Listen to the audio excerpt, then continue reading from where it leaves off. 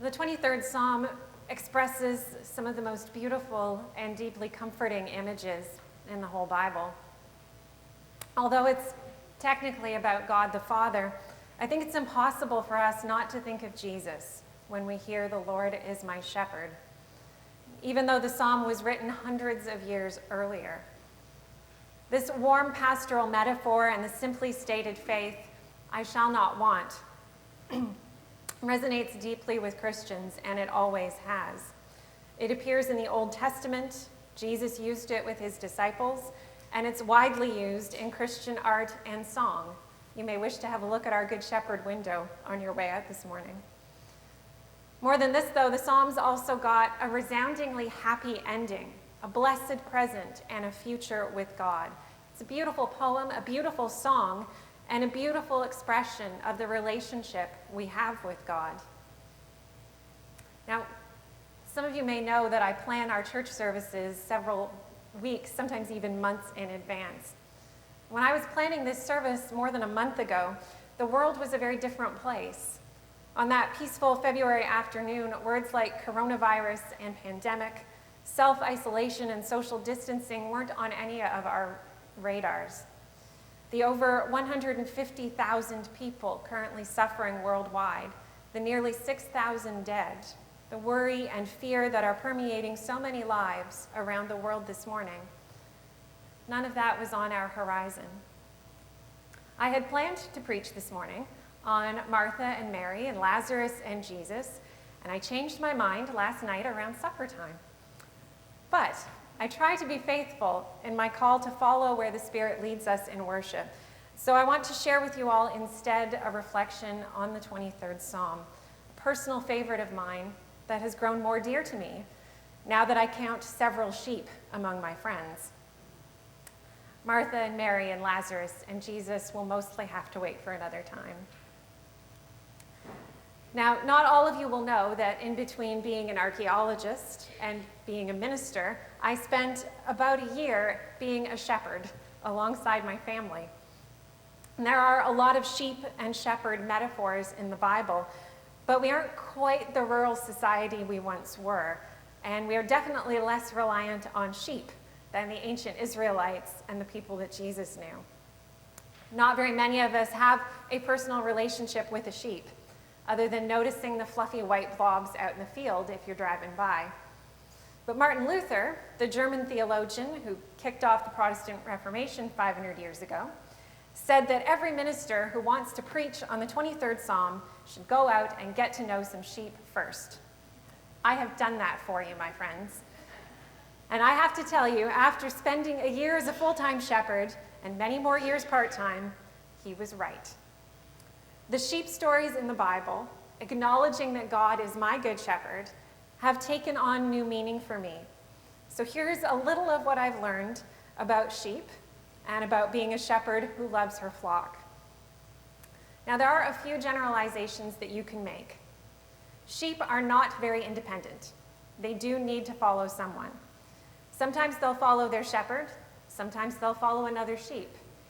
Sometimes that sheep is none too intelligent and they get into trouble.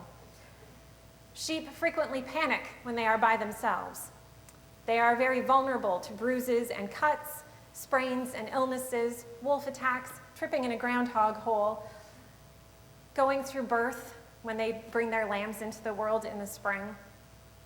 The worst ones always seem to happen after midnight. But a sheep is a very fair-minded animal, in the sense that she doesn't think that you should have something that she doesn't also have. If you sneak her a little corn once, you'd better be prepared to do it every day for the rest of her life, or deal with the biggest, saddest brown eyes that you have ever seen. And yes, I learned that one the hard way. Sheep really do know their shepherd's voices, and they know our faces too. Even when I've been gone for 6 months or better, they know exactly who I am. One well-meaning city minister of my acquaintance described a sheep flock as something that is noisy and smelly. And to a stranger, it might seem that way. But to their shepherd, that noise is a chorus of individual, recognizable voices. And those baas can mean all sorts of things. We need new pasture. I'm lost. Hi there, where have you been? Where's my lamb? Where's my sister? Let's go back to the barn.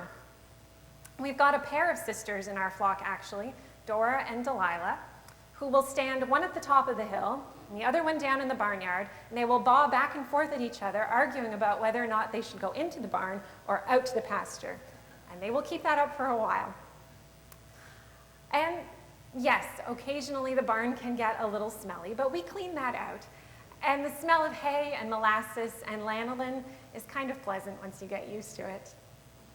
When you get to know them, sheep each have very distinctive personalities. Some are silly, some are quite smart, some are very bossy, some like to say hello by butting you with their heads. Some are excellent mothers, and some needed to be reminded again and again that they need to love their lambs. Some sheep are very businesslike and efficient about their food, and some will dance around under the apple tree, leaping up to pluck a single leaf just to taste something different. A good shepherd knows her flock as a group and as individuals. She'll notice if someone's acting different, has wandered off or crossed a fence, if they're favoring a leg or off their feed. Sometimes a sheep will even come to a shepherd if they're hurt. One of my lambs a couple of summers ago had cut her lip. She walked right up to me and shoved her face into mine until I noticed and fixed it for her. A good shepherd seeks the lost, reunites the strayed, binds up the injured, feeds them, strengthens the weak, protects them, and gently tends the flock. So maybe, on balance, it might not always be tremendously flattering to be called a sheep. But that relationship between sheep and shepherd, that's incredibly special when there's love and trust on both sides. So that's line 1 of Psalm 23. The next line, "He makes me lie down in green pastures," is often taken as an image of rest and peace. And there is an element of that to it. But it's the kind of peace you experience when you're drifting off on the couch after a full St. Patrick's Day lunch. It's an image of abundance. Sheep do not ordinarily lie down out in their pastures. They walk around eating. Rest takes place where there's shelter in the barn or under a tree or by water. A sheep does not lie down on pasture unless she is so full that she cannot wedge in another mouthful of grass. She is not hungry anymore at all. That takes a bit with a sheep. She's just waiting for everyone else to be full too before they all go back in the barn together. Her belly is full, her cup overflowing. Together, these first lines of this beloved psalm create a feeling of what life is like when you are one of God's sheep. There's a sense of trust, of care, of being well tended to and well fed. A peaceful, golden moment rooted in that lovely relationship between sheep and shepherd and infused with grace. God's people are God's sheep, and we don't need to be more than that for him. Now from here, from this serene beginning, the psalmist takes us on a journey. You mightn't have noticed this before, but there are a lot of movement verbs in this psalm: leading, walking, and following. But likewise through the psalm, our shepherd is with us, comforting, guiding, present, beside still waters, along paths of righteousness, and through dark valleys. Now, I don't think I need to warn too many of you anymore that I'm a bit of a language geek, and that I like to investigate the original ancient words rather than just looking at the English text. So, the phrase, paths of righteousness, the word for path is more like track or rut, like a rut made in a road by an ox cart. So paths of righteousness are more like ruts in the ground, grooves for the wheels of your ox cart to keep you on the straight path. Now, to get into that righteous groove is to live in a way that loves, that forgives, that encourages, that helps and hopes, to live nurturing right relationships all around you, with each other and with God. To live this way, the psalmist writes, is to proclaim with our whole self what God is really like. Now, as Christians who read this text, we know that Jesus is not only our good shepherd, but he's also the trailblazer, the one who made those ruts in the path of righteousness. It's Jesus who tends to us and guides us And that's so important to remember, because the paths of righteousness do not lead directly from the green pasture to the house of the Lord. Those righteous ruts take us through the very darkest valleys. For Jesus, his path led to the cross and eventually into new life for him and for all of us. For Martha and Mary, that path led to the intense grief of losing their brother and to the uncertainty in that conversation between Martha and Jesus. This is, of course, the fierce, hardworking, outspoken Martha who told her sister to stop sitting around and get and help me in the kitchen. This fierce lady hears that Jesus is coming, and she goes out to meet him. And in her grief, she tells Jesus that if he'd been there, this awful thing, her brother dying, wouldn't have happened. And then she tells him, I know you can fix this. Jesus answered her with a promise, your brother will rise again. Martha misunderstood what he meant at first, but eventually she understands that Jesus is answering her with a question, as he so often does. And what he asks her is this: I am the resurrection and the life. Do you believe in me? And Martha answered, yes, I believe. And that was enough. Even our darkest and most shadowed valleys are inhabited by the Spirit. Even as we walk through those valleys, we are held in the hand of God, even as we grieve and love until it hurts. Jesus stands with us, weeping and loving, until we are ready to keep going. And when we are, it's Jesus who shows us the way through and calls us to follow him along the path that he himself has already walked. We will fear no evil because we belong to Jesus and we walk with him. When we are led out of our valley of the shadow of death, what awaits us once more is God's abundance. There is a table, a feast, in the midst of and in spite of our enemies. Whatever those enemies are, grief or fear, doubt or pride, pain, illness or despair, we journey through them in faith and hope. And that's because we know that there is something after. At this table, we are anointed with oil, which is a sign of blessing and belonging. And our cup of blessing is so full that it runs over all over the table. Our bellies, our cups are full. But there is one last movement in the psalm. Surely goodness and mercy shall follow me all the days of my life. It's a comforting image. As we walk along our path in our groovy rut of righteousness, God's mercy and goodness will follow. But it's not a passive and plodding goodness and mercy, just sort of poking along behind us. The word follow here is better translated as pursue. That's a weird word to see here because, generally speaking, we are pursued by things that want to overtake us and destroy us. It's an aggressive verb that the psalmist chose. So we can think of this line as telling us that the only things chasing us down are going to be goodness and mercy. No enemy, no lingering shadow from the valley pursues us.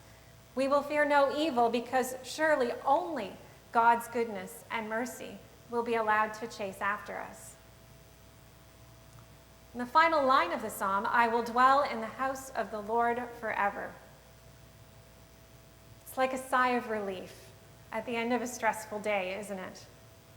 A peaceful end to our journey, filled with a strong and firm desire to stay right where we've ended up, with God in his house forever. Now, when this psalm is used at funerals or memorial services for faithful Christians, we are comforted by this happy ending for our deceased brother or sister. But for you and I, who are still rolling along our ruts of righteousness, is there comfort here for us too? Here again, the Hebrew word translated as dwell has a larger meaning, one that makes a lot of sense. It can also mean to turn or return. So for those of us who are not yet at the end of our path, we can read it this way: I will turn and return again and again to God's presence my whole life. Ultimately, Psalm 23 is about the profound goodness of God. God is our shepherd, and we are his sheep. Sin and evil, the brokenness and the sharp edges that sin has made of our creation, those things can make our lives complicated and hard and painful sometimes. But we make our journey in the presence of God, as part of his flock, and with the gracious, hopeful, and abundant goodness and mercy being the only things that can successfully catch us and chase us down. Our lives don't go straight from green pastures to a seat at the overflowing table in our Lord's house. But we follow a path blazed through the darkest valleys by Christ himself, our good shepherd, who never leaves even one of us behind, never leaves us hurting without care and attention, never leaves us weeping alone at the mouth of the tomb, and never leaves our bellies or our hearts empty. And that brings us full circle, I think, back to the beginning of the psalm. When the secular, non-Christian world, when pandemics and wars, when doubt and fear and grief and loss, when all of those things demand that you ask why God doesn't stop those bad things from happening, I hope your answer will be Martha's answer and the psalmist's answer. I believe in Jesus. He is my shepherd. Amen.